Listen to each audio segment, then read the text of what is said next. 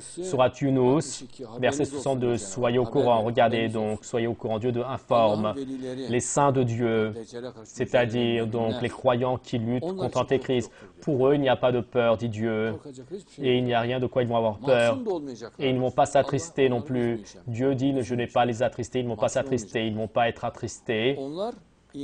Eux, ceux qui croient et ceux qui donc se protègent et ceux qui craignent de Dieu et ils sont minutieux du licite et du licite. La bonne nouvelle dans ce bas monde et dans l'au-delà. Dans ce monde, qu'est-ce que c'est?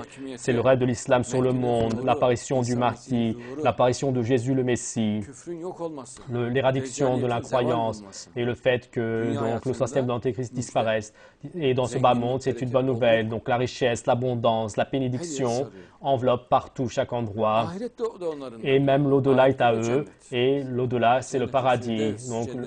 Donc le paradis Firdaus, Adnan, les jardins de l'Éden. Et les croyants vont se promener jardin par jardin, dans ce jardin, dans l'autre jardin, en tant qu'invités. Et même également dans leur propre jardin, ils vont être dans la sérénité. Et il n'y a pas de changement dans les paroles de Dieu. Tu ne peux pas changer la parole de Dieu. Et la parole de Dieu, c'est le Coran. Et même si l'être humain le veut, il ne peut pas le changer. Et donc, le grand salut et le grand bonheur, c'est celui-ci. Quel salut, quel bonheur, à la fois dans ce bas monde et dans l'au-delà de Dieu. Regardez, pour cette raison, et donc la grande délivrance du monde, qu'est-ce donc? C'est le Mahdi, c'est Jésus le Messie. Et le monde va être sauvé des malheurs, des maladies, des guerres, des problèmes, de la crise économique, de l'effroi. Et comme il y a la délivrance, après, il y a le bonheur. Regardez, donc une grande délivrance et un grand bonheur. Et un grand bonheur, car il n'y a pas de guerre, il n'y a pas de combat, il y a la sérénité, la confiance, il y a la joie, et il parle de cela en tant que bonheur, et que ces paroles ne les attristent pas, les calomnies de l'Antéchrist, ces offenses qui ne t'attristent pas, et lui va constamment donc te calomnier, il va te faire des souffrances, et les antéchrists djinns, les génies, c'est-à-dire les génies, vous savez, les êtres, les djinns, les génies, on ne les voit pas. Et sous l'ordre donc de l'antéchrist, il y a donc des antéchrists, des génies, des djinns, il va les envoyer sur les croyants. Et lorsqu'il les fait attaquer les croyants, et chez le croyant, il y aura donc de la fatigue, de l'oubli, donc de la perte d'attention. Et lorsqu'il fait attaquer les djinns, donc ce diable, et en particulier donc de l'oubli, également au prophète Moïse, donc ils vont l'attaquer, et même aux personnes à côté de lui. Que dit-il? Le diable m'a fait oublier. Et donc un mal du diable est venu. Et Job dit cela. Donc une grande gêne vient sur lui. Et Dieu le Très-Haut dit, tu vas trouver donc de l'eau froide, bouge tes pieds. Donc fais bouger tes pieds. Et il les bouge très vite. Il dit donc bois l'eau qui sort, donc c'est de l'eau fraîche, et lave-toi avec cela. Et quand il fait cela, et donc l'envoûtement de l'Antéchrist part de dessus lui, il s'apaise. Et que ces paroles ne t'attristent pas. Est-ce que ceci est un conseil? Non, c'est un ordre. Et Dieu dit, il ne va pas les attrister. Et alors, donc, cette parole va venir aux croyants comme le vent. Donc, cette parole de l'Antéchrist et des paroles, donc, du diable, de l'Antéchrist, il ne va pas être importé. Donc, le croyant ne va pas être importé, il ne va pas s'en apporter. Certes, dit Dieu, donc, l'honneur et la puissance est à Dieu.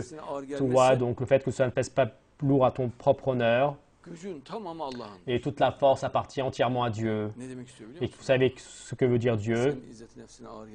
Et ces paroles qui te pèsent lourd donc à ta personne, c'est moi qui les crée. C'est moi qui donne cette force à l'Antéchrist. Toute la force m'appartient. Et donc n'associe pas donc l'Antéchrist comme s'il avait une force à part. Si je ne donnais pas cette force, je ne pourrais pas le faire. Et en dehors de mon ordre, il n'y a rien du tout, dit Dieu. Toi, tu vas endurer, je te teste, dit Dieu. Donc, c'est la science cachée, c'est la science mystique de prêcher Dieu. Donc, tu luttes contre les dieux, mais d'où vient cette force? Cette force lui vient de Dieu. Et la force qui le fait écraser, qui est-ce qui le crée? C'est Dieu. Et donc il avertit contre l'associationnisme. Toute la force est à Dieu. Lorsque le croyant entend cela, il dit donc surtout je ne vais pas associer à Dieu. Et ici il y a une lutte, et celui qui me fait faire cette lutte c'est Dieu. Et la force et la partie en face, la force c'est également Dieu qui la donne. Et Dieu dit donc à Pharaon, c'est moi qui t'ai donné toute la force. Moïse, lui, il entend, il sait. Dieu dit, j'entends tout et je le sais, dit Dieu. Il parle les discours de l'Antéchrist, ses offenses, toi, ce que tu dis, moi, je sais tout cela, surtout ne t'attriste pas. Et donc, suite à cela, l'intellect sort et la personne ne s'attriste pas. Autrement, cela sera un caractère insensé. Il devient un misérable, il l'offense, il devient tout plié en deux, mais une personne sensée, comme il sait que c'est Dieu qui crée, il n'a affecté en aucun cas. Donc, l'intellect crée de la supériorité alors. Soyez au courant, dit Dieu, constamment il dit cela, certes, qui est dans les cieux et la terre, tous appartiennent à Dieu. Qui est dans les cieux, c'est Jésus le Messie, qui est sur terre, l'imam Mahdi. Et à qui appartiennent ces personnes? Ils appartiennent à Dieu. Il y a les anges. Et même ceux qui adorent en dehors de Dieu, et certes, eux, ils ne se conforment qu'à une conjecture. Donc, les fanatiques, les sectaires religieux, donc c'est par conjecture. Et eux, ils ne font que des conjectures et ils mentent. Ils disent que Dieu a dit ceci, Dieu a dit cela. Et d'eux, donc, soi-disant que Dieu a dit cela, soyez ainsi aux femmes. Et que 99% des femmes, je vais les mettre en enfer. Et que le chien, le cochon, l'âne, la femme, donc, annule la prière, soi-disant. Et que les femmes n'ont pas le droit, soi-disant, de divorcer.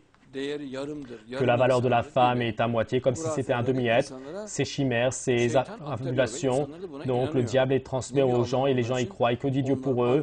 Et eux, donc, ne font que des conjectures et des suppositions et ils mentent. Et la personne dit, donc, j'ai entendu cela des compagnons. Et ils disent, est-ce que tu es sûr? Oui, c'est comme si j'étais sûr. Donc, il me semble que j'ai entendu ainsi. Mais toi, est-ce que tu as vu les compagnons? Disent-ils, je l'ai vu dans mon rêve. Il dit, est-ce qu'il n'y a pas une erreur? Non, non, non, vous pouvez me faire confiance, dit-il.